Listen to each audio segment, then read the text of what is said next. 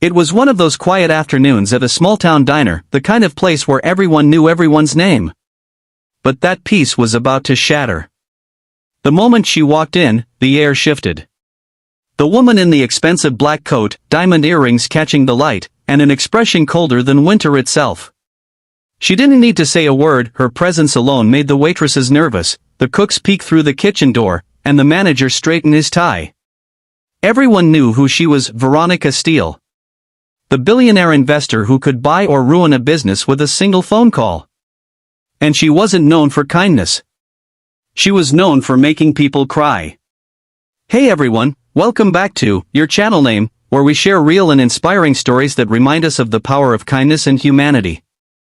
If you enjoy stories like this, make sure to subscribe, like, and comment below. Your support helps us bring more heartwarming stories to life. Now, let's dive into this incredible story of a single dad who stood firm against pride, and how his kindness melted a billionaire's heart. The lunch rush had just died down at Maple and Main Diner, a cozy little spot in upstate New York. Sam Parker, a single dad in his mid-30s, was cleaning up after a long shift. He worked double shifts almost every day, trying to make ends meet for himself and his 6-year-old daughter, Emma.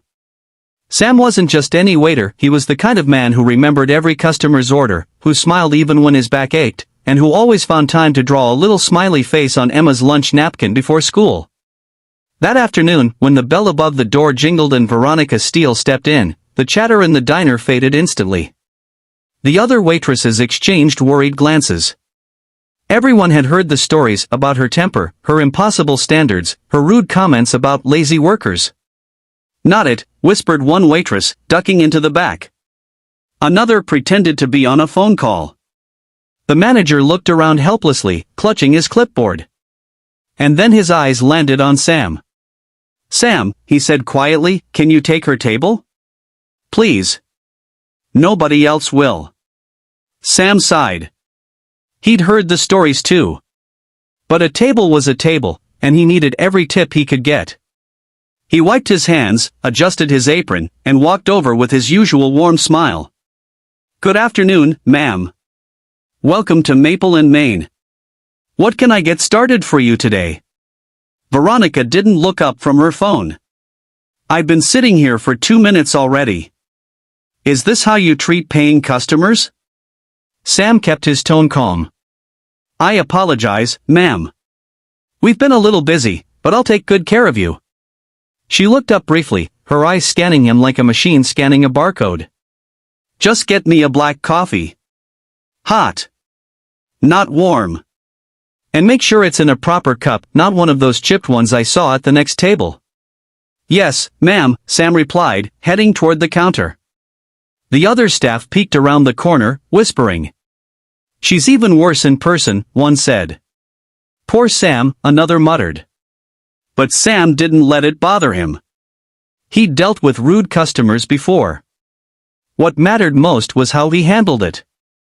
When he brought the coffee, Veronica was still on her phone, barking orders at someone on the other end. "I don't care what it costs," she snapped. "Just get it done. If they can't deliver by tomorrow, fire them."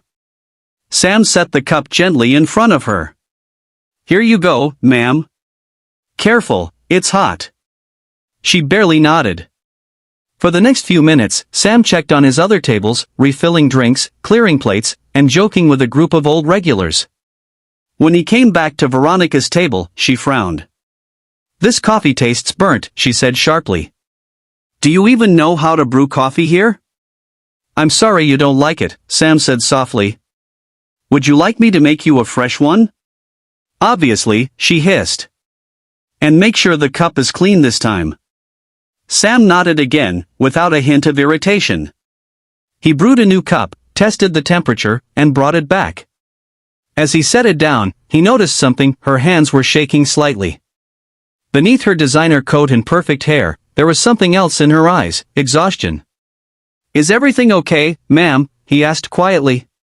She blinked, startled by his tone, not fear, not sarcasm, just genuine concern. "Excuse me? You seem tired. Long day?" For a moment, she stared at him as if no one had ever asked her that before. Then she scoffed. You wouldn't understand. Maybe not, he said gently. But I know what long days feel like. He turned to leave her in peace, but she stopped him. Wait, she said suddenly. What's your name? Sam. You have a daughter, don't you? She asked, noticing the small crayon drawing pinned inside his apron pocket, a stick figure of a man and a little girl holding hands. Sam smiled. Yeah. Emma. She's 6. My little sunshine. Veronica didn't reply. She just looked down at her cup and muttered, must be nice. Over the next half hour, something shifted. Veronica didn't bark any more orders. She asked for a refill politely. She even thanked him quietly once. When Sam brought her check, she sat staring at it for a long moment. Finally, she asked, do you ever get tired of this? Of waiting tables? He smiled. Sometimes. But it's honest work. And it lets me be there for Emma. That's what matters most. Veronica sighed, her voice low. You're lucky you have someone to do it for. Sam didn't know what to say. So he just nodded, letting the silence speak. When she stood to leave, she slipped a thick envelope beneath the checkbook and walked out without another word. When Sam opened it, he froze. Inside was $5,000 in cash and a handwritten note. For your daughter. You reminded me that money can't buy peace, but kindness can give it back. V. Steele. The diner went silent. Even the manager couldn't believe it. The next day, Veronica returned. This time, she wasn't wearing diamonds. She was in jeans and a sweater, her hair tied back, her eyes softer. She sat at Sam's section again and ordered pancakes. When Sam approached, she smiled a real, warm smile. Morning, Sam. And please, just call me Veronica. Over breakfast, she opened up. Her husband had died 3 years ago. She had no children, no family close by. She'd built an empire but lost her joy along the way. People see the billionaire, she said, but not the lonely woman behind it. Sam listened without judgment. Sometimes, silence was the kindest response. From that day on, Veronica became a regular at the diner. She'd sit by the window, sip coffee, and sometimes bring small gifts for Emma, a children's book, a toy, a flower hair clip.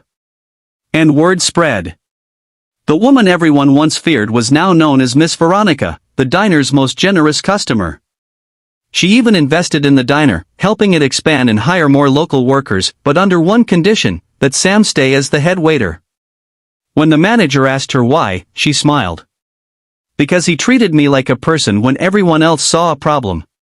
Weeks turned into months, and Veronica's visits became the heart of the diner's mornings.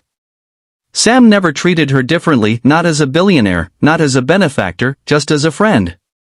One afternoon, Veronica looked around the bustling diner filled with laughter, warmth, and the smell of fresh coffee and said, "Funny, isn't it? I used to think kindness was weakness. But it's the only thing that ever made me feel human again." Sam smiled. "Kindness doesn't cost much," he said. "But it changes everything."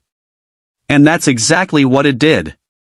If this story touched your heart, take a moment today to show kindness to a stranger, a coworker, or someone you think doesn't deserve it.